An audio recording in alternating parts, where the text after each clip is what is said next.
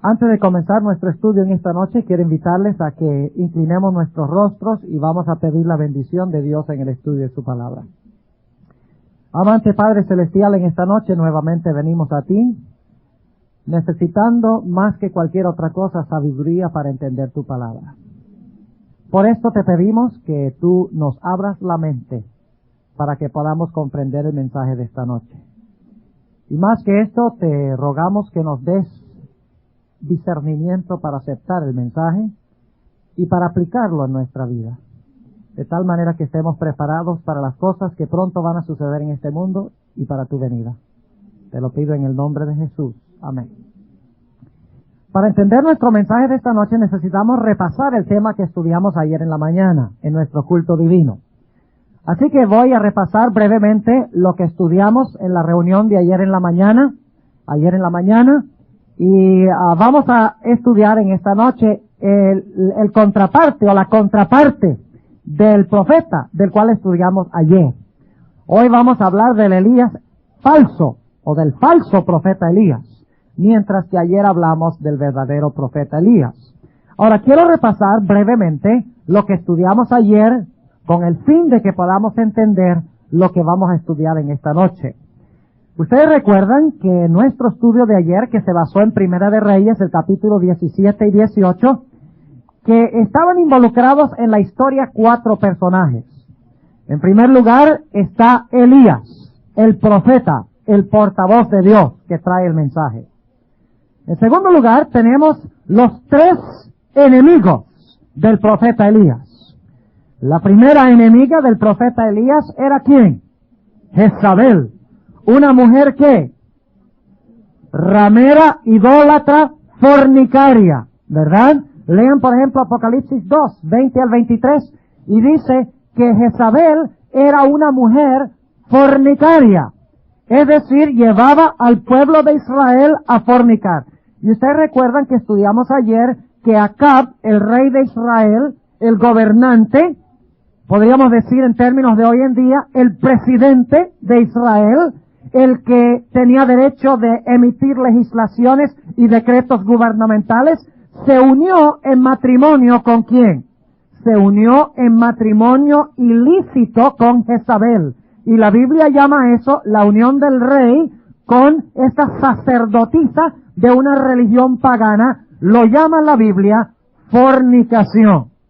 Pero ustedes recuerdan que en nuestro estudio notamos ayer que la unión de Acab y Jezabel no era suficiente para influenciar al pueblo y para dominar y controlar al pueblo.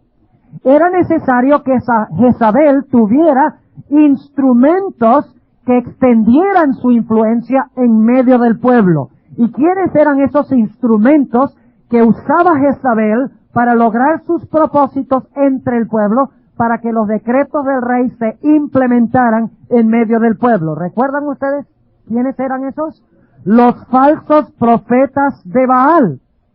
Ahora quiero que notemos en nuestro estudio de ayer que los falsos profetas de Baal eran alimentados ¿por quién? Eran alimentados por Jezabel, según estudiamos, lo cual significa que eran sostenidos por Jezabel, lo cual significa que Jezabel era la que los dominaba, ¿verdad? Ella le decía a los falsos profetas exactamente qué debían hacer para extender la influencia de su religión sincretista o mezclada en medio del pueblo. Así que ayer estudiamos que básicamente había 3 enemigos del profeta Elías. Una mujer ramera que se vinculó con el gobernante o con el rey, y la mujer ramera tenía los sacerdotes falsos de Baal que reflejaban lo que ella les enseñaba, lo que ella les alimentaba, y cumplían su voluntad para extender su influencia en medio del pueblo. Ahora ustedes recuerdan que como resultado de esta unión entre Acab, Jezabel y los falsos profetas de Baal, ustedes recuerdan que Dios trajo sobre Israel ¿qué cosa? ¿Qué pasó en el pueblo de Israel? Trajo sobre Israel calamidades. ¿Recuerdan? ¿Qué clase de calamidades? Elías dijo, como resultado de la apostasía, no caerá ¿qué? Lluvia, ¿por cuántos años? Por 3 años y medio. Ahora, ¿pueden ustedes imaginarse qué sucedería si en los Estados Unidos no cayera ni una gota de agua en 3 años y medio en ninguna parte? Ni de nieve. ¿Qué viene acompañando la escasez de lluvia? La escasez de lluvia lo acompaña la enfermedad. Porque cuando los animales no tienen agua, ¿qué empieza a suceder? Empiezan a morirse. Y como resultado de su muerte, surgen ¿qué cosa? Enfermedades o pestilencias. Lo mismo la gente empieza a morir y empieza a surgir pestilencias. Pero también con la falta de agua surge el hecho de que no hay producción agrícola y por lo tanto el pueblo padece ¿de qué? Padece de hambre, exactamente. Y finalmente, si dura suficiente tiempo la sequía, el resultado final es ¿qué cosa? La muerte del pueblo. O sea que esta triple alianza trajo sobre el pueblo la maldición ¿de quién? La maldición de Dios por causa de su apostasía. La unión del rey o el gobernante con esta mujer ramera en relación fornicaria y los falsos profetas que le decían al pueblo que no se preocupara nada, que Baal iba a mandar la lluvia, fue lo que trajo sobre la tierra una maldición. Y ustedes recuerdan que ayer leímos de Segunda de Crónicas, el capítulo 7, y el versículo 13 y 14, donde Dios dice que si el pueblo peca, y como resultado viene maldición sobre la tierra, si el pueblo se arrepiente, y el pueblo vuelve al camino correcto, y abandona sus malos caminos, ¿qué dice Dios que hará? Dios dice, sanaré la tierra, y nuevamente traeré sobre la tierra prosperidad. Pero ustedes recuerdan en nuestro estudio de ayer que cuando vinieron estas calamidades, ¿quién fue el culpable según el pueblo? Según el pueblo, en vez de ellos reconocer sus pecados y decir de verdad, hemos hecho mal en aceptar lo que dice Jezabel y lo que dice Acab y lo que dicen los falsos profetas, ellos dijeron, la razón de todos estos problemas se debe a la predicación ¿de quién? A la predicación de Elías. Y si destruimos a Elías, entonces van a desaparecer nuestros problemas. ¿No es cierto? O sea que Elías es la causa, deshagámonos de Elías y todo va a marchar bien. Y por lo tanto ahora Dios levanta al profeta Elías. ¿Y qué proclama Elías? ¿Cuál es el mensaje de Elías según estudiamos ayer? Vamos a repasarlo. En primer lugar, el pueblo estaba adorando ¿a quién? Estaba adorando a Baal. ¿Y qué era el dios Baal? El dios Baal era el dios sol de la antigüedad, de los fenicios y de muchas otras naciones. Era el dios sol, lo cual significa que el pueblo, en vez de estar adorando a Dios, el creador del cielo y la tierra, estaba adorando al dios sol. Estaba practicando falsa adoración, en otras palabras. En segundo lugar, como estudiamos ayer, el pueblo había abandonado ¿qué cosa? Relacionado con el primer punto. Había abandonado los mandamientos ¿de quién? De Jehová. Dos cosas. Falsa adoración al sol y en segundo lugar, habían abandonado los mandamientos de Jehová. Pero recuerdan en tercer lugar que el profeta Elías a la hora del sacrificio de la tarde restauró ¿qué cosa? Que había sido derribado. El altar donde se sacrificaban ¿qué? Los corderos que representaban ¿a quién? A Cristo. El altar fue reparado y ahora la gente vio que su única esperanza de vida y de salvación radicaba en aceptar ¿a quién como su Salvador? A Cristo Jesús como su Salvador personal, sacrificando sobre el altar un cordero. Así que encontramos que el mensaje de Elías, en primer lugar, reprende la falsa adoración al Dios Sol. En segundo lugar, procura exaltar a Cristo como el único Salvador, el sacrificio del Cordero. En tercer lugar, exalta los mandamientos de Dios que el pueblo había violado. En cuarto lugar, reprendió la fornicación entre ¿quiénes? Entre Jezabel y ¿quién más? Y Acab. Elías reprendió esa unión fornicaria entre ellos dos y como resultado, Elías fue perseguido. Y déjenme preguntarles, ¿la situación en Israel se volvió mejor o peor cuando el pueblo persiguió a Elías? se volvió peor y peor y peor. Y la gente estaba muriéndose de hambre. ¿Y qué tuvo que hacer Elías? Según estudiamos ayer. Elías tuvo que huir. Y cuando huyó ¿a dónde? Al desierto. Y en el desierto casi que se muere de hambre. No, ¿qué pasó en el desierto? En el desierto dice la Biblia que sus aguas y su pan estuvieron ¿qué? Estuvieron ciertos o estuvieron seguros.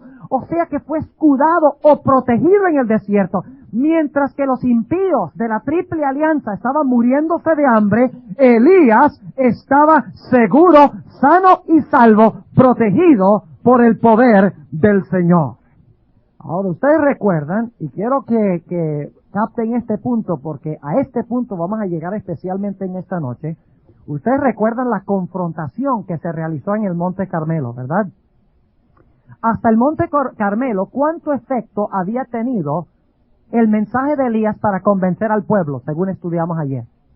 ¿Cuántos israelitas habían realmente escuchado el mensaje y habían aceptado? Bueno, sabemos que habían 7,000 que no habían doblado la rodilla a Baal. Habían algunos que habían aceptado el mensaje y que vivían el mensaje, pero ¿era la mayor proporción o la menor proporción del pueblo? Era la menor proporción. Aparentemente el mensaje de Elías no había producido mucho efecto antes de este punto. Pero ahora ustedes recuerdan lo que sucedió en el Monte Carmelo. Se paró Elías enfrente del pueblo y dijo: ¿hasta cuándo claudicaréis entre dos opiniones? O sea, ¿hasta cuándo van ustedes a decir que sirven a Jehová, el creador de los cielos y la tierra, y todavía seguir adorando al Dios Sol? ¿Hasta cuándo ustedes van a pretender servir a Jehová y al mismo tiempo servir a Baal? Si Jehová es Dios, si Jehová es el creador, entonces síganlo a él. Y si Baal, el Dios Sol, es el creador, entonces sírvanle a él. Pero no se mantengan ¿dónde? No se mantengan en la cerca, en la mitad. Decidan por un lado o decidan por el otro lado. ¿Hasta cuándo claudicaréis entre dos opiniones? ¿Cuántas personas escucharon y aceptaron el mensaje de Elías en ese punto? Dice que el pueblo no le respondió palabra. El mensaje todavía no había producido su efecto poderoso. Pero luego ustedes recuerdan que continuamos estudiando ayer que el profeta Elías con su mensaje se unió ¿qué? Los que estuvieron ayer. El mensaje de Elías en el Monte Carmelo fue unido ¿con qué? Con el fuego que descendió ¿de dónde? Con el fuego que descendió del cielo. Y déjame preguntarles, ¿los profetas de Baal pidieron que Baal los bendijera? ¿En el Monte Carmelo? ¿Los falsos profetas de Baal pidieron que Baal los bendijera? ¿Sí? ¿Y que derramara fuego sobre ellos? Sí. ¿El fuego cayó? No. Pero vamos a ver una cosa muy interesante en Apocalipsis. El falso profeta Elías sí hará descender fuego del cielo ante la vista de los hombres. O sea que al final el cumplimiento de esta profecía será un poco diferente y mayor. Pero ustedes recuerdan que cuando el fuego se unió con el mensaje de Elías, ¿cómo respondió el pueblo? El pueblo dijo que Jehová, Él es Dios, Jehová, Él es Dios, y fueron compungidos y rechazaron a la Triple Alianza y se aliaron ¿con quién? Se aliaron con Dios. Pero los falsos profetas de Baal y Jezabel y Acab ¿aceptaron el mensaje de Dios? ¿El poder del fuego que se unió con el mensaje de Elías? ¿Lo aceptaron? No. Y por lo tanto, ¿qué sucedió? Los que aceptaron el mensaje, su vida fue preservada. Pero los que rechazaron el mensaje, dice la Biblia que fueron llevados al lado del arroyo Sison, y allí fueron ¿qué? Allí fueron inmolados. Y finalmente, ustedes recuerdan que Elías, después de su crisis, después de enfrentarse al decreto de muerte y todas las pruebas, fue trasladado al cielo sin experimentar la muerte. Esta es la historia de Elías. Pero en esta noche nosotros queremos estudiar el mensaje del falso profeta Elías. Porque en esta noche vamos a estudiar lo contrario que lo que estudiamos ayer y lo que repasamos en la primera parte del tema de esta noche. Porque la Biblia nos dice que al final de la historia habrá un verdadero Elías, lo cual significa que si hay un verdadero Elías, lo más probable es que Satanás va a levantar ¿un qué? Un falso Elías. ¿Saben ustedes que todo lo que Dios tiene verdadero Satanás lo tiene falso. Lo cual significa, mis hermanos, que si al final de la historia Dios levanta un verdadero Elías, que es este movimiento que debe proclamar el mensaje de Dios, Satanás también ha levantado y va a levantar en este mundo, ¿qué cosa? Va a levantar en este mundo a Elías, ¿qué clase de profeta? El falso profeta. Ahora, ustedes recuerdan que en el libro de Apocalipsis estudiamos ayer que Babilonia se compone de ¿cuántas partes? ¿De 4? ¿2? ¿2 y medio? De 3 partes. Vamos a leerlo. Vamos a leerlo en Apocalipsis, el capítulo 16. Apocalipsis, el capítulo 16. Vamos a leerlo tal cual lo dice la Sagrada Escritura. Apocalipsis, el capítulo 16. Y vamos a leer el versículo 13. Apocalipsis 16 y el versículo 13. Y vi salir de la boca del dragón. ¿Cuál es la primera parte? El dragón. ¿Qué representa el dragón? Según estudiamos ayer. El dragón representa a Satanás, sí, pero Satanás usando ¿qué cosa? A los gobernantes del mundo para lograr sus propósitos. ¿No es cierto? ¿Cómo trató Satanás de matar a Cristo? ¿Se presentó él en persona? No. ¿A quién usó? A Herodes. Cuando Faraón procuró matar a Moisés, ¿se presentó Satanás en persona o usó a un gobernante político? Sí, usó a un gobernante político. En la Biblia, el dragón es Satanás, ¿cómo no? Pero también representa los gobiernos del mundo que Satanás emplea para unir con la iglesia, para lograr sus nefastos propósitos. Así que la primera parte de Babilonia son los gobiernos del mundo que colaboran ¿con quién? Que colaboran con la iglesia o con los poderes religiosos. Ahora, ¿cuál es el segundo poder? Dice, vi salir de la boca del dragón y de la boca de la ¿qué? De la bestia. Ok, ahora tenemos la segunda parte de Babilonia. ¿Cuál es la segunda parte de Babilonia? La bestia. Ahora, ¿a qué equivale el dragón en la historia de Elías? ¿A qué equivale el dragón de Apocalipsis en la historia de Elías? Piénsenlo bien. Si el dragón representa a los reyes, entonces equivaldría en la historia de Elías ¿a qué? Al rey Acab. Ahora, hablemos un momentico de la bestia. El segundo poder.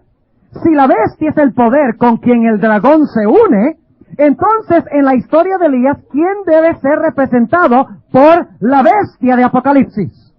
Debe ser Jezabel, ¿no es cierto? Y ahora quiero que notemos algo muy importante, mis hermanos. Estos poderes se mencionan en 2 sitios. El primer sitio donde se menciona es en Apocalipsis 12 y 13. Yo no sé si ustedes han notado, ahí se introducen. En Apocalipsis 12 aparece ¿quién? El dragón, que se para al lado de Cristo para devorarlo cuando naciera. ¿Correcto? La primera bestia de Apocalipsis 13 se conoce como la bestia que sale del mar. Y luego hay una tercera bestia que aparece en la segunda parte de Apocalipsis 13 que se conoce como la imagen de la bestia. ¿No es cierto? ¿Cuántos poderes tenemos en Apocalipsis 12 y 13? Tenemos 3. El dragón, la bestia de los primeros 10 versículos del capítulo 13, y luego tenemos la imagen de la bestia, el capítulo 13 y el versículo 11 al 18. Pero en Apocalipsis 16 y 17, a algunos de estos poderes se les da un nombre distinto. Al dragón todavía se le llama dragón, lo leímos en Apocalipsis capítulo 16. A la bestia todavía se le llama ¿la qué? La bestia. Pero a la imagen de la bestia se le llama con otro nombre. ¿Y cuál es ese nombre? Dice, vi salir de la boca del dragón y de la boca de la bestia. Es decir, vi salir de la boca de Acab y vi salir de la boca de Jezabel. ¿Y de la boca de quién? Del falso profeta. Ahora, ¿a quién equivaldría el falso profeta en la historia del Antiguo Testamento? La historia de Elías. ¿A quiénes? A los falsos profetas, los falsos sacerdotes de Baal. ¿No eran falsos profetas ellos? ¿Sí o no? Claro que sí. ¿Cuántas divisiones entonces tiene Babilonia? Babilonia tiene 3. Pero ¿saben ustedes que en Apocalipsis 17 se le llama a la bestia y al falso profeta con otro nombre también?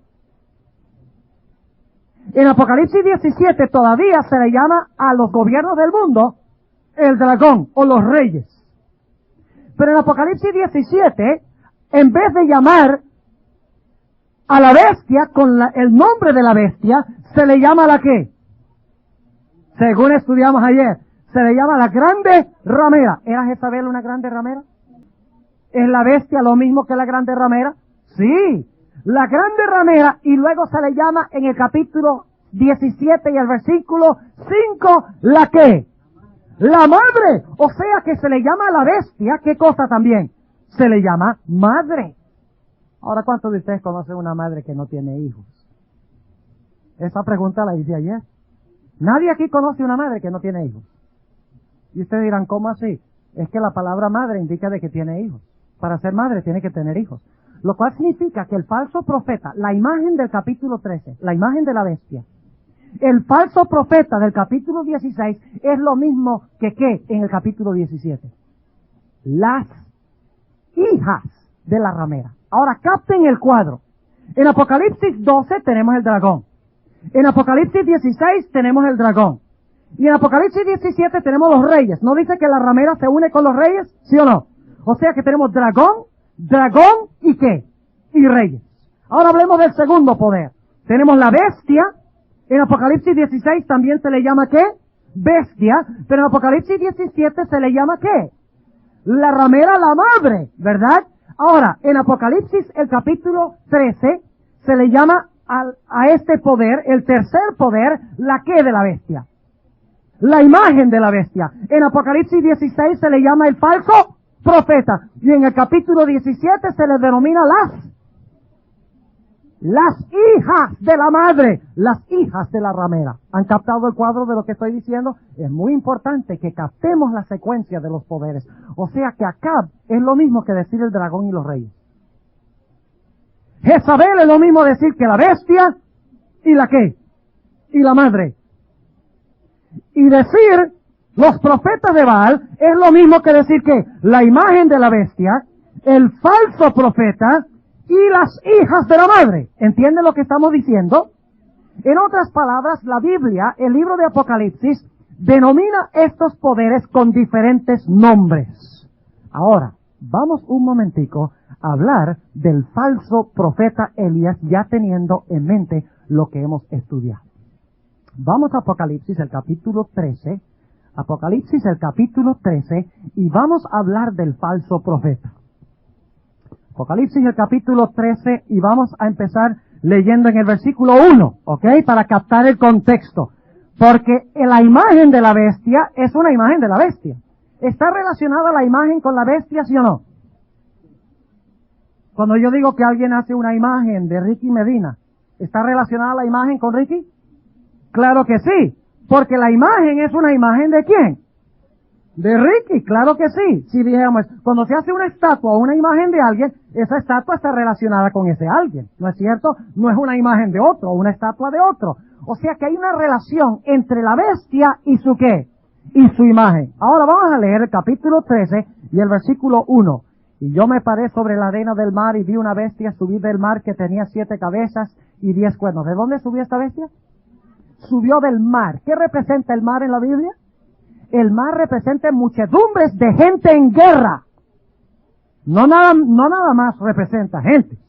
Representa gentes en son de guerra. Lean Isaías 17, 12 y 13. Y ahí dice que las naciones hacen estruendo como el estruendo de las olas de la mar. Y en Daniel 7 y el versículo 1 dice que las 4 bestias salen del mar. ¿Y qué está combatiendo contra el mar? Dice que está combatiendo contra el mar los ¿qué? Los 4 vientos. O sea, representan muchedumbres en son de ¿qué? De guerra y de lucha y derramamiento de sangre, guerreando una con la otra para conquistar al otro y tomar la ascendencia. Ahora noten, yo me paré sobre la arena del mar y vi una bestia subir del mar que tenía 7 cabezas y 10 cuernos, y sobre sus cuernos 10 diademas, y sobre las cabezas de ella nombre de blasfemia. Y la bestia que vi, obviamente tendríamos que tomar un tema completo para interpretar todos los símbolos, pero quiero que sepamos quién es esta bestia, claramente. Y la bestia que vi era semejante a un leopardo, y sus pies como de oso, y su boca como de león, y el dragón le dio su ¿qué? Su poder, y su trono, y grande potestad. Y vi una de sus cabezas como herida de muerte, y la llaga de su muerte fue curada, y se maravilló toda la tierra en pos de la bestia.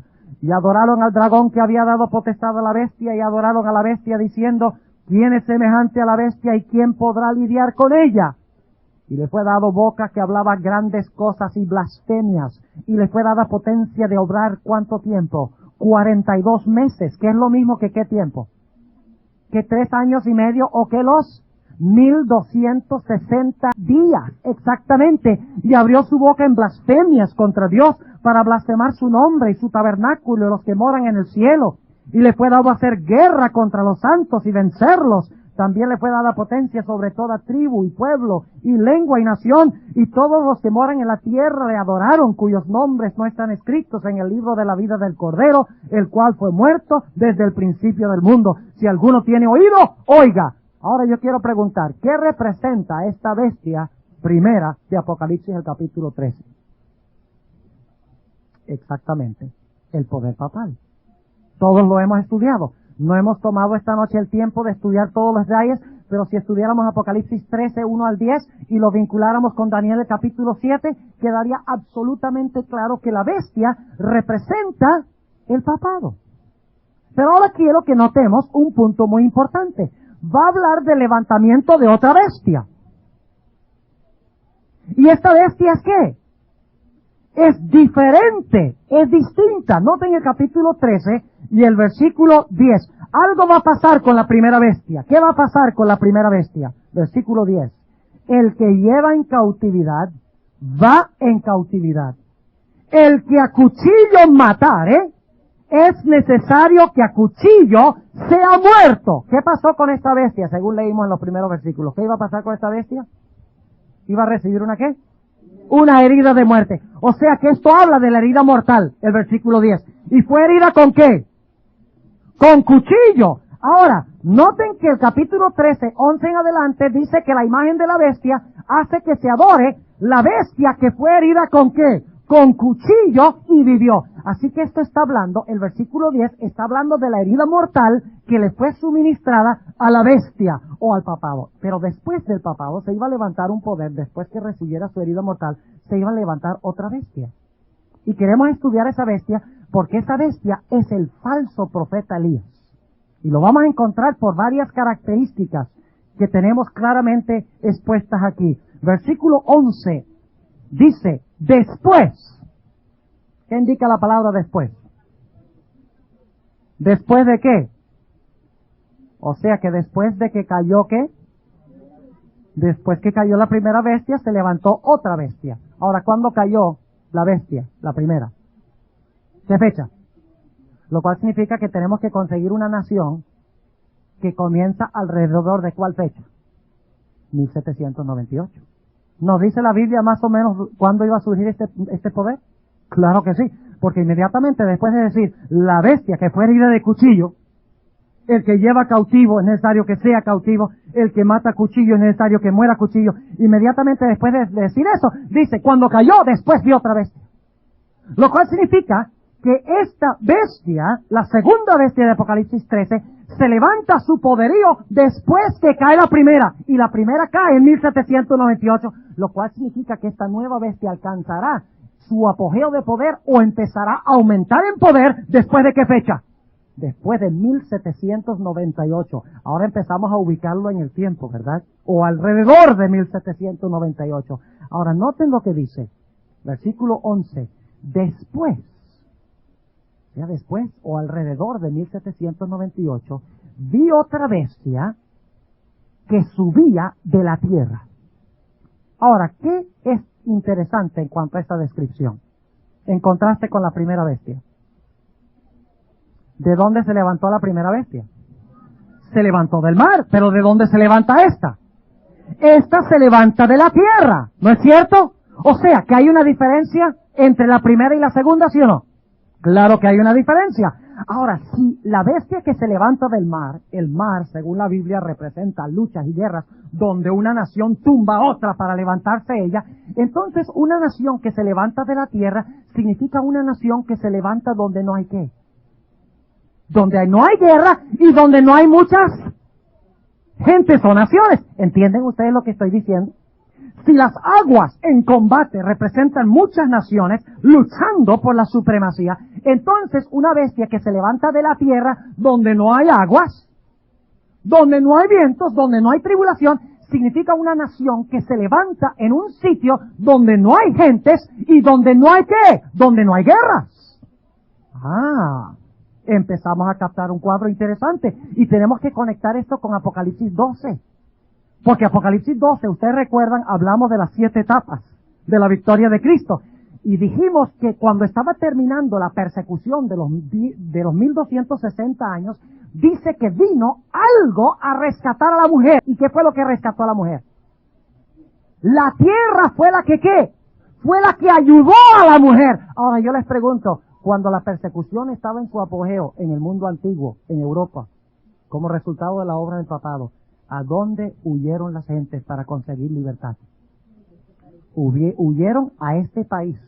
El año 1611 los peregrinos, y después de ellos olas y olas de personas escapando a la opresión del mundo antiguo, de Europa, a donde la gente no podía adorar de acuerdo a los principios de sus propias conciencias. La tierra, en otras palabras, ayudó ¿a quién? A la mujer, y se tragó ¿qué cosa? Se tragó las aguas de persecución. Ya no eran perseguidos, porque vinieron a una nación que recién se estaba levantando, una nación donde no había casi gentes, donde no había el sonido de guerra, una nación que recién estaba surgiendo. ¿Están entendiendo lo que estoy diciendo? Ahora vamos a seguir leyendo. Dice en el versículo 11, después vi otra bestia que subía de la tierra. Esa palabra subía es muy importante. Es la palabra griega anabaino, que se usa en varias partes en la Biblia. Por ejemplo, le voy a dar nada más un ejemplo, Mateo 13:7, donde habla de la parábola del sembrador y la semilla que fue sembrada en la tierra, y dice que la planta subía. En otras palabras, aquí está relatando una nación que en 1798 se levantaba en un lugar donde no había muchas gentes, donde no había sonido de guerra, y esta nación recién estaba ¿qué? En esa fecha. En esa fecha recién estaba retoñando, o germinando, o naciendo.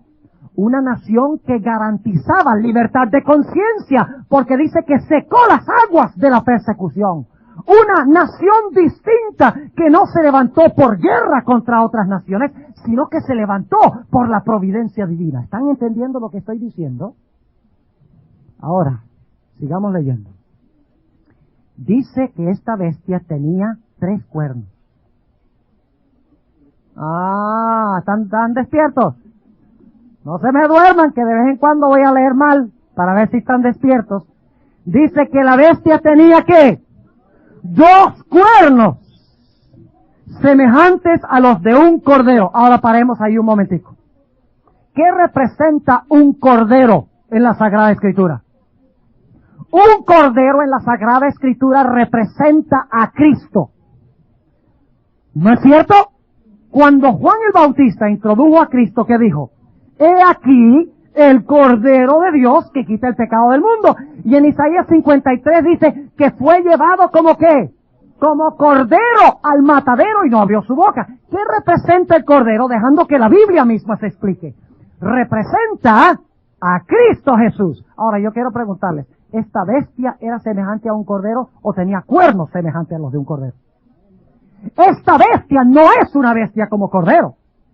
Es una bestia que tiene 2 cuernos como cordero. Y como el cordero representa a Cristo, significa que este poder tendría 2 características que semejantes a las que promulgó ¿quién? Cristo. 2 principios sobresalientes. Cuando ustedes ven un animal con cachos, ¿qué es lo que sobresale? Sobresalen los cachos o los cuernos, ¿verdad? 2 principios sobre los cuales se basa el cristianismo. ¿Y cuáles son los 2 principios que caracterizaron a los Estados Unidos de América cuando los Estados Unidos de América se originó? La Constitución de los Estados Unidos, a diferencia de todos los demás países, decretó que ahora iba a haber una nación o un gobierno sin rey y una iglesia sin papa. Que la sierva de Dios llama republicanismo, o sea que es un gobierno democrático del pueblo, por el pueblo y para el pueblo. Diferente que las monarquías en Europa, donde el rey tomaba todas las decisiones. Aquí no, republicanismo, una república, a donde el pueblo era el que gobernaba y tenía libertad civil para hacer sus propias decisiones. Pero por el otro lado, en Europa, ¿quién dominaba toda la religión? El Papa dominaba toda la religión.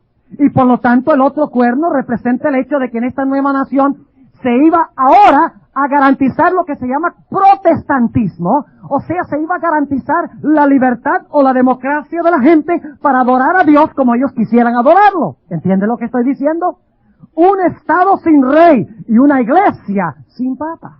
Republicanismo, protestantismo, libertad civil y libertad religiosa, separación de la iglesia del Estado. ¿Caracterizó eso a este país en su origen, sí o no? Claro que sí. Permítame leerle las palabras de George Washington. Lamentablemente el tiempo es escaso y no podemos leer todas las citas, pero hay una cita de George Washington muy interesante, donde él declara cuál era el propósito original de este país. Y ustedes saben que la Constitución dice claramente que cada individuo puede adorar a Dios de acuerdo a los principios de su propia conciencia. Dice eso la Constitución. Pero fíjense lo que dijo George Washington. ¿Y quién fue George Washington? ¿El último presidente de los Estados Unidos? No, el primero. Dijo lo siguiente: el Dios omnipotente creó mentes libres.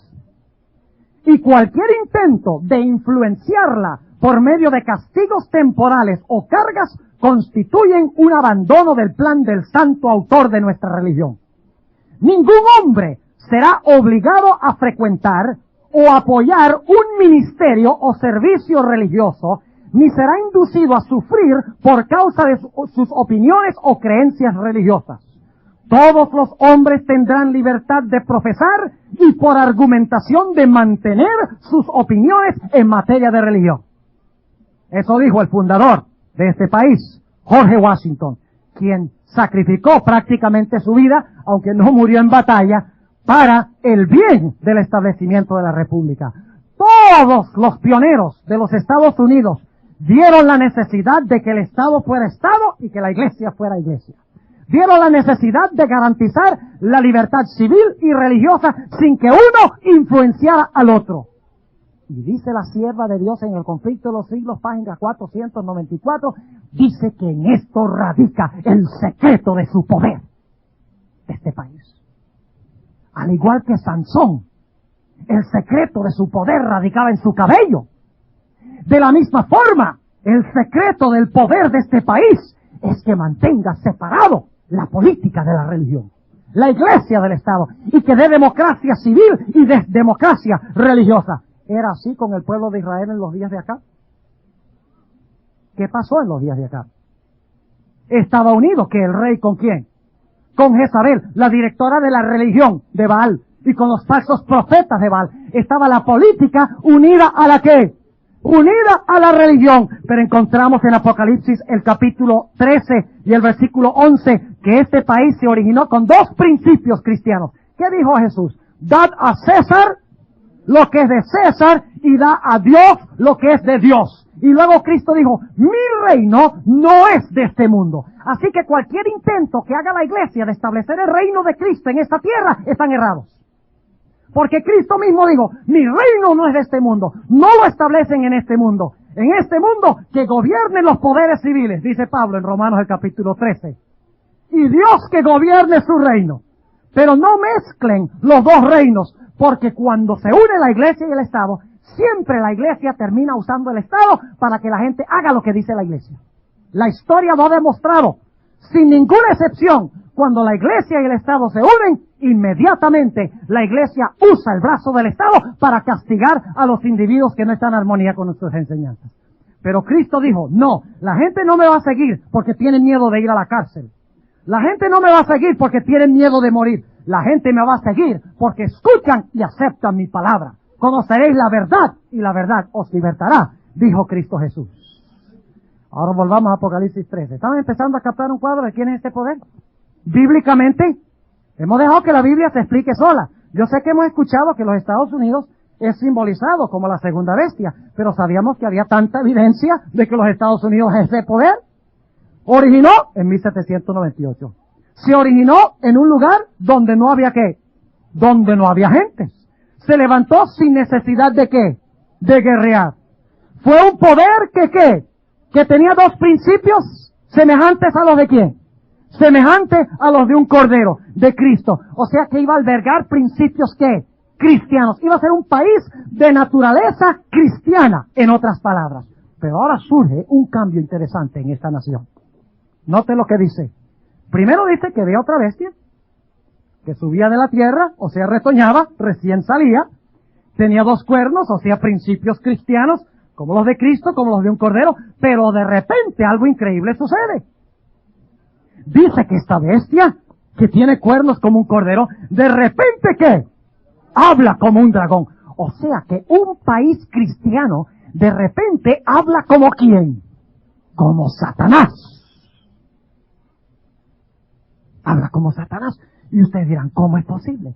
Ahora, si el secreto de su poder radica en sostener los dos principios. Separación de iglesia y Estado, libertad civil y religiosa. ¿Qué significa que de repente va a empezar a hablar como el dragón? Ah, ¿qué hace el dragón? El dragón persigue ¿a quiénes?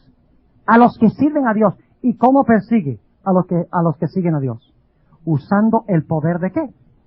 Usando el poder del gobierno. Siempre ha sido así a través de la historia. Ahora dice que de repente este poder habla con la voz de un ¿qué? Con la voz de un dragón. Y ahora escuchen el versículo 12. Yo he dicho que esta bestia de Apocalipsis 13 es el falso ¿quién? ¿El falso profeta quién? El falso profeta Elías. ¿Y usted, cómo sabemos eso, pastor? Sigamos leyendo. Sigue diciendo en el versículo 12. Y ejerce todo el poder de la primera bestia en presencia de ella. ¿Está unida la imagen de la bestia con la bestia, sí o no? ¿Tienen el mismo poder? ¿Los mismos métodos, sí o no? Claro que sí. ¿Y qué hacía la primera bestia? ¿La primera bestia se unía con los gobiernos del mundo, sí o no? ¿Cómo Jezabel se unió con Acab? Claro que sí. Ahora, si la imagen ejerce el mismo poder que la bestia, significa que la imagen también usa ¿qué? Para lograr sus propósitos. También usa el poder de los ¿qué? De los gobiernos del mundo. Ahora sigamos leyendo. Versículo 12. Y ejerce todo el poder de la primera bestia en presencia de ella y hace a la tierra. ¿Qué significa esa palabra hace? Cuando yo le digo, por ejemplo, Ricky, haz eso. ¿Qué significa esa palabra? Hace que los moradores de la tierra. Significa que los obliga. O sea que va a haber coerción, ¿sí o no? Va a haber obligación, ¿sí o no? ¿Y qué representa la tierra? Miren, mis hermanos, la bestia que tiene cuernos como un cordero, representa el gobierno de los Estados Unidos, mientras que la tierra representa el lugar donde habitan los que son gobernados. ¿Entienden lo que estoy diciendo? Ahora, sigamos leyendo. Y ejerce todo el poder de la primera bestia en presencia de ella y hace a la tierra. Y a los moradores de ella. ¿Cómo? ¡Oh! ¿Hace qué? Adorar. ¿Es el mismo punto de contención que en los días de Elías, sí o no? ¿El mismo problema que en los días de Elías? Jezabel y Acab hacían adorar a cierto poder, ¿sí o no? ¿A quién? A Baal. ¿Y qué era Baal? El dios Sol. ¿Ven cómo estamos siguiendo una hilación? Dice, el versículo 12, hace a la tierra, obliga a la tierra y a los moradores de ella a adorar la primera bestia. ¿Y qué representa la primera bestia en los días de Elías? ¿La bestia representa a quién? A Jezabel, muy bien. Ahora sigue diciendo, cuya llaga de muerte fue ¿qué? Curada. Y ahora el versículo 13 es crucial. El versículo 13 es clave. Y no quiero que pierdan este punto. Hemos encontrado que este poder obliga a adorar a la bestia, como en los días de Elías, los falsos profetas obligaban a adorar ¿a quién? A Baal y a Jezabel, quien era la sacerdotisa de Baal. Ahora noten el versículo 13. Y hace grandes señales, de tal manera que aún hace descender fuego del cielo a la tierra delante de los hombres. ¿Qué hace el falso profeta o la imagen de la bestia? Ah, dice que hace descender ¿qué? fuego del cielo ante la vista de los hombres. Ahora yo quiero preguntarles, ¿quién fue el que hizo descender fuego del cielo? Elías. Lo cual significa que este poder es un falso profeta, ¿qué? ¿Cuántos están entendiendo lo que estoy diciendo? Elías hizo descender fuego del cielo, ¿cierto? Este poder, la imagen de la bestia o el falso profeta, hace descender fuego del cielo, lo cual significa que esta es una falsificación ¿de quién? Del profeta Elías. Exactamente. Ahora vamos un punto más allá. ¿Qué representa el fuego en la Biblia? El fuego en la Biblia representa al Espíritu Santo. Ustedes recuerdan que en el día del Pentecostés, cuando estaban todos unánimes juntos, descendieron del cielo, ¿qué cosa? Lenguas de fuego. Y Juan el Bautista cuando predicó dijo, Él os bautizará ¿con qué? Con fuego. ¿Y de qué estaba hablando? Con el Espíritu Santo. Exactamente. ¿Qué representa el fuego entonces? El Espíritu Santo. Ahora escuchen bien lo que les voy a decir. En los días de Elías, ¿pudieron los falsos profetas de Baal hacer descender fuego del cielo? No. Pero en los días finales, escuchen bien, ¿será más engañoso que en los días de Elías? Sí, porque allá no pudieron, pero al final de la historia sí podrán hacer descender fuego del cielo. Y ustedes dirán, ¿será que van a hacer un día en Union City que clamen al cielo y de repente viene una columna y quema la calle aquí enfrente de la iglesia? ¡No! El fuego representa ¿qué cosa? El Espíritu Santo, lo cual significa que el falso profeta Elías va a traer un gran falso ¿qué? Reavivamiento del Espíritu Santo. Y van a pretender tener ¿qué cosa? El Espíritu Santo, el poder del Espíritu Santo. Y van a hacer lo mismo que los profetas en el Monte Carmelo. Van a saltar. Y van a levantar las manos a los cielos. Y van a invocar ¿el qué? El nombre de Jehová. Y van a hacer todos esos fenómenos, pero con una diferencia. Mientras que allá no hicieron descender fuego. Ahora sí. Ahora ustedes dirán, ¿qué representa ese fuego? Vamos a leer una cita fascinante del Conflicto de los Siglos. Página 517. Página 517 del Conflicto de los Siglos. Página 517 del Conflicto de los Siglos. Escuchen bien lo que dice la sierva de Dios. Ahora yo les pregunto, ¿el falso profeta podrá hacer descender el Espíritu Santo antes o después que el verdadero Elías haga descender fuego del cielo? ¿Quiénes fueron primero en los días de Elías? ¿Elías fue primero y trajo fuego y los otros no? ¿O los otros fueron primero y no fueron capaces de traer? Ahora, al final de la historia, ¿a quiénes se les va a dar la oportunidad primero de hacer descender fuego del cielo? A los falsos. Y luego el verdadero va a traer fuego del cielo. El verdadero don del Espíritu Santo. Y ustedes dirán, ¿y cómo vamos a saber quién es quién? Ese va a ser el final de nuestro tema en esta noche. Noten lo que dice la sierva de Dios. Conflicto de los Siglos, página 517. Escuchen bien. A pesar del decaimiento general de la fe y de la piedad, hay en esas iglesias, hablando de Babilonia, del protestantismo, y hablando del catolicismo, dice ella, hay en esas iglesias verdaderos discípulos de Cristo. Gloria al Señor. Si tenemos visitas en esta noche que son de esas iglesias, no crean que yo estoy hablando en contra de ustedes. Yo les amo a ustedes, como individuos. Pero la Biblia dice que esos sistemas han apostatado de Dios, como veremos en la última parte del tema de esta noche. Y por lo tanto Dios llama a las personas que pertenecen a esas organizaciones que salgan de allí para salvar sus vidas. Y Dios tiene muchos hijos allá en Babilonia, porque si Dios no tuviera hijos en Babilonia no los llamaría a salir, ¿verdad? Ahora dice, a pesar del decaimiento general de la fe y de la piedad, hay en esas iglesias verdaderos discípulos de Cristo. Antes que los juicios de Dios caigan finalmente sobre la tierra, habrá entre el pueblo del Señor un avivamiento de la piedad primitiva cual no se ha visto nunca desde los tiempos apostólicos. ¿Qué fue lo que trajo el reavivamiento en los días apostólicos?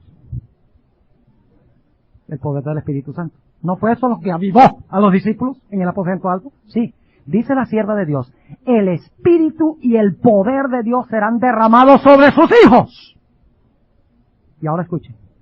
Este es el Monte Carmelo espiritual, final, cuando desciende el fuego del cielo.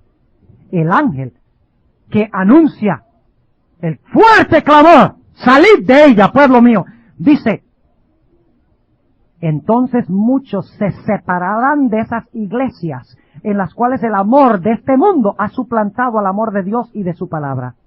Muchos tanto ministros como laicos, aceptarán gustosamente esas grandes verdades que Dios ha hecho proclamar en este tiempo, a fin de preparar un pueblo para la segunda venida del Señor. Ahora escuchen. Este es el verdadero reavivamiento del Espíritu Santo, ¿correcto? Cuando todos dirán, Jehová eres Dios, Jehová eres Dios, al caer el fuego del Espíritu de Dios.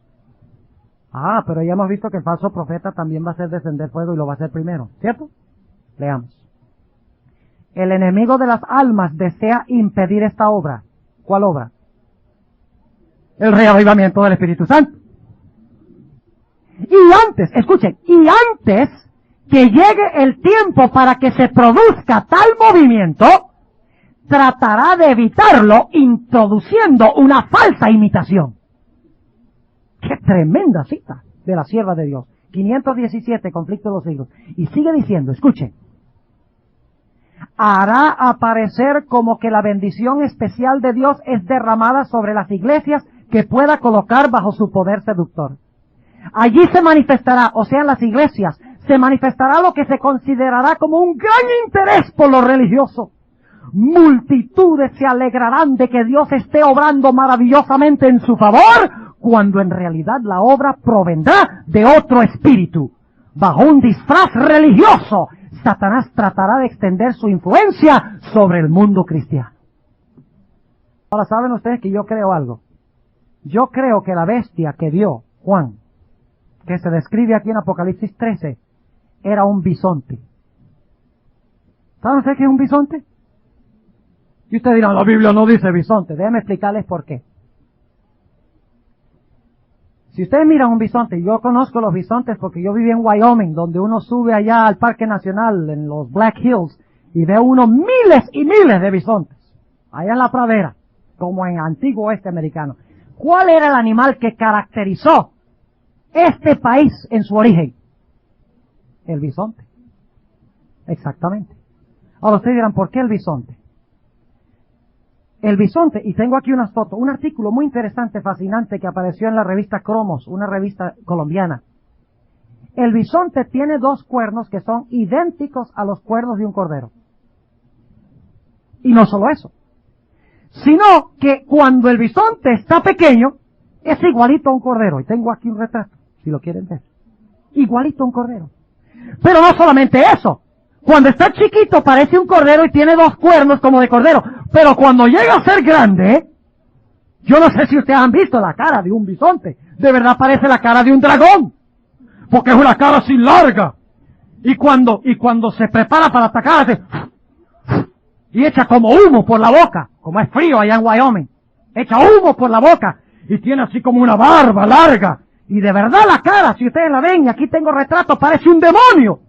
O sea que tenemos otra evidencia de que lo que está viendo Juan aquí es ¿qué cosa? Un símbolo que representa ¿cuál país?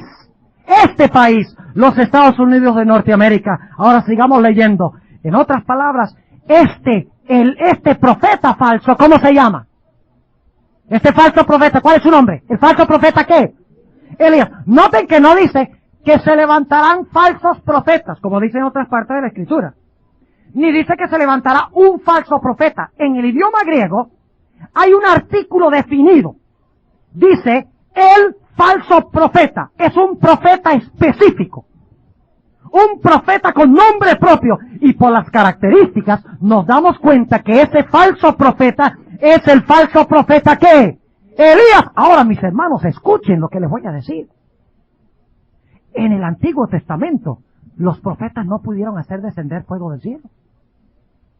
Pero en los últimos días, en las iglesias apóstatas de Babilonia, aparentemente recibirán el poder del Espíritu Santo. Hacen descender fuego del cielo en las iglesias protestantes. Y también en las iglesias representadas por la bestia, porque son una imagen de la bestia. Lo cual significa que al final de la historia, el engaño será mucho más grande, ¿no es cierto? Y por lo tanto necesitamos un discernimiento mucho mayor. Y ustedes dirán, ¿será que los Estados Unidos está pasando eso ahora? ¿Será que los Estados Unidos está llegando al punto donde se describe el dragón y el falso reavivamiento en las iglesias? ¿Será que este país está llegando al punto donde muchas personas están diciendo que ya no necesitamos la separación de la iglesia y el Estado? que ya podemos usar la política para adelantar los deseos de la iglesia. Yo tengo una serie de citas aquí muy interesantes y no sé cuántas debo leer, porque el tiempo se ha ido. Pero permítanme leer algunas de estas citas. El juez Scalia. ¿Han oído hablar del juez Scalia? Uno de los jueces de la Corte Suprema de los Estados Unidos. Son 9 jueces. Scalia dijo lo siguiente recientemente: la libertad religiosa es un lujo cuyo costo ya no podemos sufragar. Aquí está lo que dice William Rehnquist, el juez principal de la Corte Suprema de los Estados Unidos, el Chief Justice. Dice lo siguiente: la pared de separación entre la Iglesia y el Estado es una metáfora que se basa sobre un concepto erróneo de la historia. Es una metáfora que es totalmente inservible para alcanzar decisiones judiciales.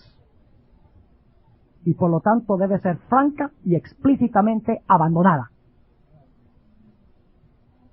¿Saben ustedes que en 1990, en julio de 1990, William Brennan, quien era el último defensor, baluarte en la Corte Suprema de los Estados Unidos, que defendía la separación de Iglesia y Estado, y defendía también libertad civil y religiosa, se jubiló o se retiró? Y en su lugar fue colocado un juez conservador. Todos los jueces ahora que han sido repuestos por Reagan y por Bush son jueces conservadores, política y religiosamente. Y él expresó cuando se retiró un temor profundo en cuanto a lo que podía suceder con este país. Ahora, mis hermanos, hay una organización que se conoce como la Federación Anglosajona, compuesta de muchas diferentes iglesias, millares de cristianos representando todos los países protestantes, que en 1981 y 82 la organización todavía existe. En el 81 y el 82 empezaron a mandar cartas a todas las iglesias que ellos llamaban alertas. Y quiero leer algunos de esos. Esto está hablando aquí representativamente muchas iglesias protestantes y muchos cristianos en este país. Dice lo siguiente: este asunto lo estamos presentando por tercera vez, el asunto de la necesidad de guardar el domingo como el día de reposo. Este asunto lo estamos presentando por tercera vez, no con el fin de levantar controversias, sino porque como nación estamos sufriendo en todo sentido, económicamente y en otras maneras, porque no hemos impuesto a todos los pueblos, incluyendo a los extranjeros en nuestro medio, la observancia de un día sábado santo para el Señor. Ahora no se alegren de oír eso, porque es que el día sábado santo del Señor no es el sábado.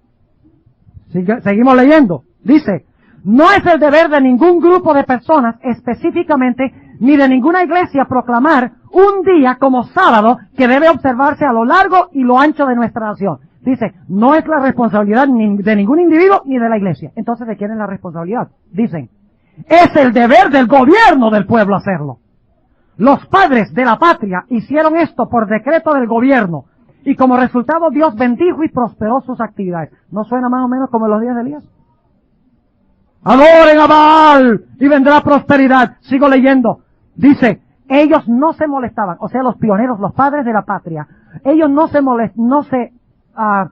molestaban cuando se levantaba oposición al día, o sea, al día específico domingo, pues sabían que el domingo es el día del Señor y es el séptimo día que viene después de 6 días de trabajo, y que la observancia de este sábado está en plena armonía con los requisitos de la ley sabática. En otras palabras, ellos dicen, la ley de Dios no dice que hay que trabajar los primeros 6, empezando el domingo, y luego descansar el sábado o el séptimo. Ellos dicen, cualquier séptimo día después de 6 días de trabajo está bien.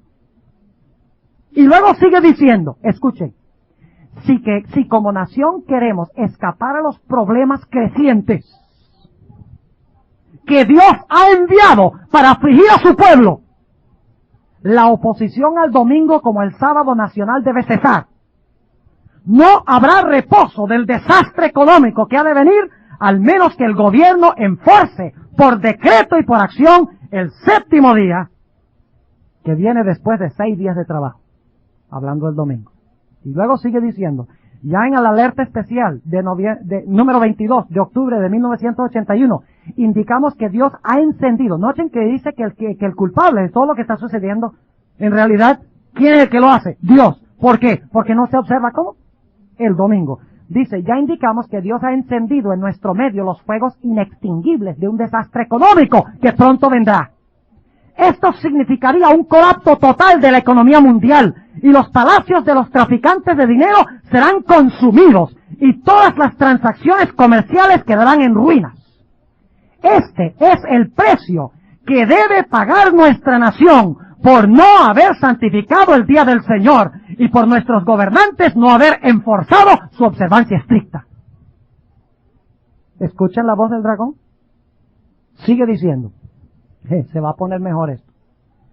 Desde el mismo día en que los padres peregrinos llegaron a las playas del continente norteamericano, la observancia del día del Señor como el sábado fue estrictamente enforzado. En el transcurso de la historia de nuestra nación hasta mediados del siglo XIX, tanto por consentimiento como por decretos legislativos, el domingo era reconocido universalmente como el sábado del Señor por cristianos y por no cristianos. Eso es muy cuestionable, pero así lo interpretan. Dice, las transacciones comerciales y el trabajo secular no se permitían en dicho día. Todos los cristianos verdaderos, guiados por el Espíritu, santificaban el sábado para el Señor al trabajar 6 días y reposar el 7º día, tal cual lo manda el 4º mandamiento. Y luego sigue diciendo, cuando no se realizó la segunda venida en 1844, la señora Elena G. de White y otros con ella instituyeron la denominación adventista del 7º día. Tuvo su comienzo en 1855 y llegó a ser oficial en 1860. Los adventistas del 7º día consideran que la señora White fue una profetisa y mensajera de Dios y emplean sus libros como libros de texto. Ahora escuchen. La apostasía ha ido en aumento al acercarse el fin del tiempo. El adversario ha tenido éxito en sembrar un espíritu de discordia, pues donde antes la nación entera santificaba el día del Señor, es decir, el domingo, ahora esta unidad de práctica ha sido destruida. La hermana White acostumbraba a atacar el domingo como día de reposo. Los adventistas del 7º día han continuado propagando este concepto erróneo y así han contribuido a la profanación del domingo. Y por si acaso ustedes dicen, bueno, eso fue en el 80 y el 81 y el 82. Fresquecito, recién salió un libro, escrito por un sacerdote jesuita, con el nombre de Malaquías Martin. Y el libro en inglés se titula The Keys of This Blood. Y él dedica, en este libro, es un libro grande, grueso, vale $25, básicamente la tesis de él en el libro es que el mundo ha tenido 3 sistemas, o tiene 3 sistemas. Uno es el comunismo. Dice el comunismo, por lo que podemos ver, está cayendo, y se va a caer. El otro sistema es el capitalismo. Y el capitalismo también está en bancarrota. Porque hay recesión económica, las drogas, el alcohol, el tabaco, están destruyendo al mundo como resultado del capitalismo. Dice, solamente queda un sistema que puede unificar el mundo y resolver el problema, el catolicismo. Y dice en su libro, escuchen bien, dice en su libro, solo hay un grupo de personas que se interpone entre el catolicismo y la solución a los problemas del mundo, la iglesia adventista del 7º día. Lo dice Malaquías Martin, un jesuita. Estamos empezando a escuchar respirar el dragón. Estamos empezando a ver el falso profeta surgir. Estamos viendo reavivamientos en las iglesias, con palmadas y levantando las manos al cielo y usando repetidas veces el nombre de Jehová. ¿Sí o no? Estamos viendo milagros en las iglesias. Sí, dice el Apocalipsis el capítulo 13, nuevamente el versículo 13, y hace grandes señales, de tal manera que aún hace descender fuego del cielo a la tierra delante de los hombres, y engaña a los moradores de la tierra por las señales que le ha sido dado hacer en presencia de la bestia, mandando. Ahora noten otra vez la palabrita, ¿cuál es la clave? ¿Qué va a suceder pronto en este país? Se va a obligar a la gente a ¿qué? A guardar el falso día de reposo. ¿En los días de Elías era el mismo problema? En los días de Elías era la adoración ¿a quién? Hoy en día la adoración ¿en qué? ¿Qué era Baal? ¿El Dios qué? Hoy en día la adoración tiene que ver ¿con qué? Con el día del sol, con el domingo. Falsa adoración.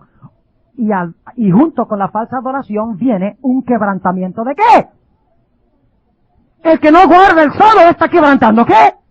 Los mandamientos. ¿Y cuál es el mensaje de los adventistas? El mensaje de Elías. Guarda los mandamientos. Observa el sábado. No fornique la iglesia con el Estado. ¿No es ese el mensaje? En el Apocalipsis 17 no se reprende la fornicación de la ramera con los reyes de la tierra, que les da vino. Claro que sí. Ese es el mensaje adventista. Y mis hermanos, cuando nosotros empecemos a proclamar ese mensaje, se va a levantar contra la iglesia oposición. Cuando empecemos a vivir ese mensaje, se levantará oposición. Mis hermanos, el mundo está listo. Pero nosotros somos los que no estamos listos. Estamos dormidos. Nos quedamos en la casa. En vez de venir a la iglesia cuando nieva, un poco o mucho. ¿Qué va a pasar cuando venga el tiempo de angustia? ¿Vamos a quedar en la casa? Si no sacrificamos en venir a la iglesia cuando cae nieve, ¿qué nos hace pensar que vamos a sacrificarnos cuando se imponga la ley dominical y se nos diga, te mato? Si tú no renuncias a esa fe y guardas el domingo como el día de reposo. Si hay un tiempo, mis hermanos, cuando debemos reavivar la fe, estudiar la Biblia, orar, regresar a Dios, es ahora. Si hay un tiempo en que debemos testificar por Cristo, ir a nuestros vecinos, a nuestros amigos, a nuestros compañeros de trabajo y decirles, salgan de Babilonia, ¿cuándo es? ¿Mañana? ¿El otro año? ¿Dentro de 10 años? Mis hermanos, el tiempo de hacerlo es hoy. Estamos viviendo los últimos días. Ahora sigue diciendo, y tenemos que concluir, sigue diciendo, esto no se puede estudiar en 10 o 15 minutos, porque estamos estudiando, toma tiempo. Y ha llegado el tiempo en que nosotros nos dejemos de preocupar por el reloj también. ¿Cuántos creen eso? Ya ha llegado ese tiempo. Ahora, este es un corte comercial. Pero ha llegado el tiempo de que nos interese lo de Dios. Mire, los pioneros pasaban toda la noche estudiando la Biblia y orando. ¡Ah! ¿Y la próxima mañana amanecían trasnochados? No. ¿Saben ustedes que la sierva de Dios dice que Jesús pasaba noches enteras en oración?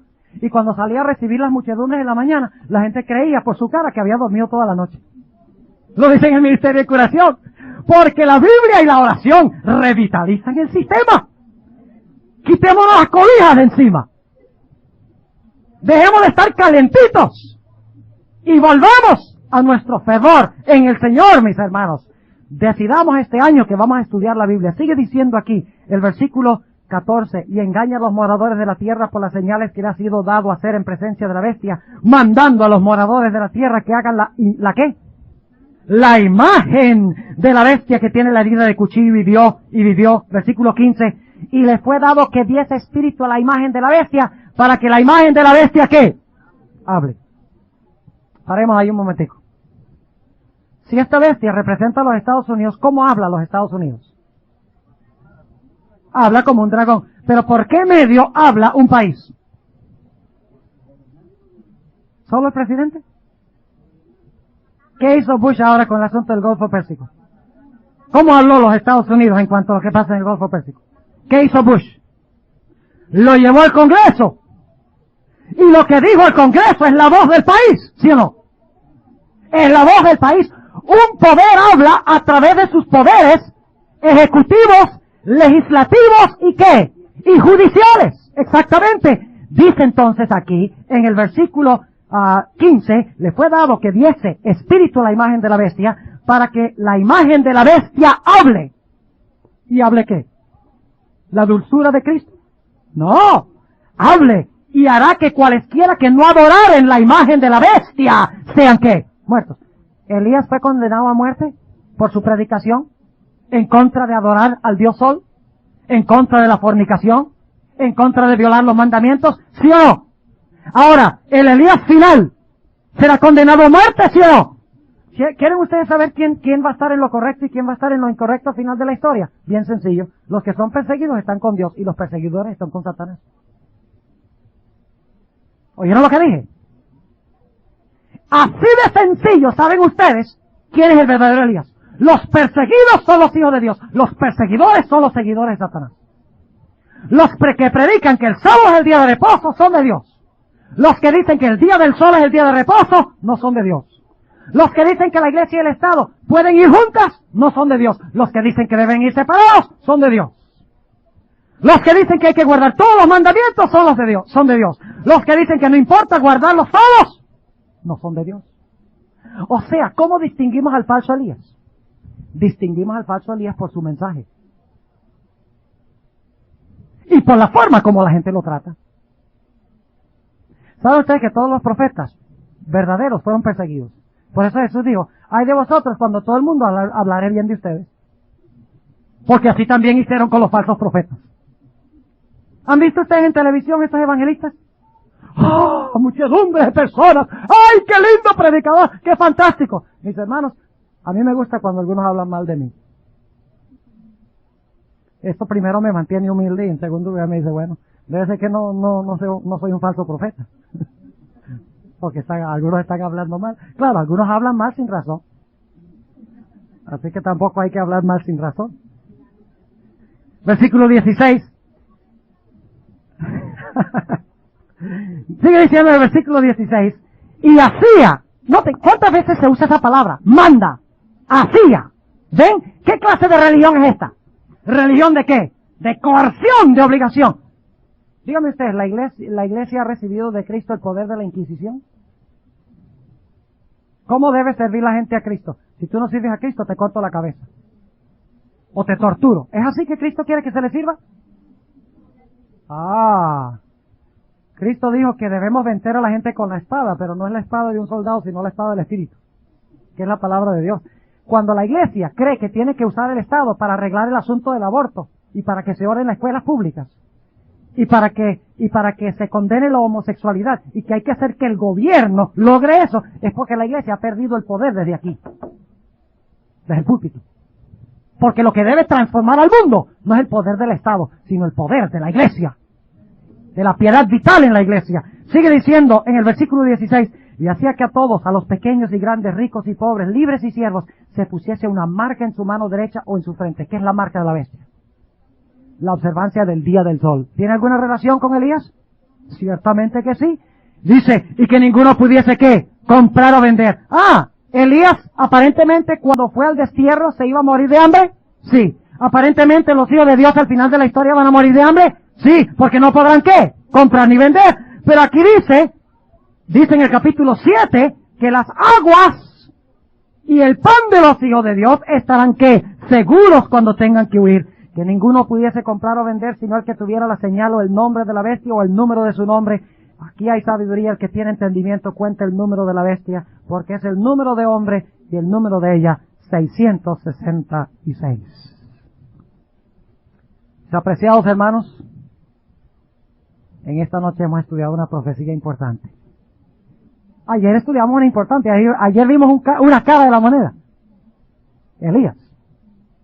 Esta noche hemos visto la otra cara de la moneda, el falso Elías. La pregunta es, ¿a dónde voy a estar yo? Algunos dicen, pues si ya estoy en la iglesia adventista. ¿Saben ustedes que la sierva de Dios dice que la mayoría de los adventistas van a salir de la iglesia y no van a andar más con el pueblo de Dios? Mientras que dice que todos esos babilonios que están por allá, que son sinceros, hijos de Dios allá, cuando se dé el fuerte clamor, van a entrar y van a llegar a los lugares que dejaron los adventistas. Yo no quiero ser uno de esos adventistas que sale. ¿Y sabe por qué van a salir? La sierva de Dios dice es porque no oran, y porque no estudian, y porque no asisten a la iglesia, y porque no diezman, porque no practican la religión en su vida, porque no testifican por Cristo. Mi hermano, si usted no está orando y estudiando la Biblia y testificando por Cristo y diezmando y cumpliendo todos los deberes religiosos por amor a Cristo, está de salida por esa puerta que está ahí atrás. Así que ahora es el tiempo de que nosotros reavivemos nuestra fe para estar en el lado de Dios. Solamente aquellos que estén con Cristo estarán dispuestos a morir, porque dirán, no importa, aunque me mates, todavía confiaré en Él. Qué tremenda fe, la de un verdadero adventista del séptimo día. Y mis hermanos, los que son fieles, finalmente serán trasladados al cielo como Elías, sin experimentar la muerte, y se pararán sobre el mar de vidrio, mezclado con fuego como Elías, para pararse al lado de Elías. Qué gloriosa verdad. Yo quiero estar en ese grupo. ¿Quieren ustedes estar en ese grupo? ¿Cuántos hermanos en esta noche quieren colocarse de pie y decirle a Jesús, yo quiero estar en ese grupo? Gloria al Señor. No solo los adventistas, los no adventistas. Si ustedes quieren estar en ese mar de vidrio también, Quiero pedirles por favor que se coloquen de pie. Puede ser que algunos no entendieron todo esta noche, pero sigan estudiando, porque el Señor Jesucristo habla claramente a través de su palabra. Oremos. Amante Padre Celestial, en esta noche hemos estudiado una profecía fascinante. Pero debe ser más que fascinante para prepararnos para tu venida. Debe entrar a nuestras mentes y cambiar nuestras vidas. Te quiero pedir que en esta semana tú nos des a cada uno de los reunidos aquí un verdadero reavivamiento del Espíritu. Oh Señor, vuelve a traernos a nuestras raíces con Cristo. El estudio de la palabra, esa vida vital de oración, a esa testificación celosa por Cristo, a todo lo que distingue un verdadero cristiano, Señor. ¿Tú has visto la respuesta de tu pueblo en esta noche? Te ruego que tú contestes el anhelo de cada alma que se ha colocado de pie. Te ruego también por aquellos que no se han colocado de pie, posiblemente no han entendido todo, posiblemente hay cosas nuevas que son fuertes. Te ruego, Señor, que sigas trabajando a través de tu Santo Espíritu. Que las ayudes a discernir la verdad y tener la valentía para ponerse del lado de Cristo. Pedimos al regresar a nuestros hogares en esta noche que nos acompañe, Señor. Cuídanos, pues sabemos que el diablo está buscando devorar y destruir a los hijos de Dios. Te lo pido en el nombre y por los méritos de Cristo nuestro Salvador. Amén.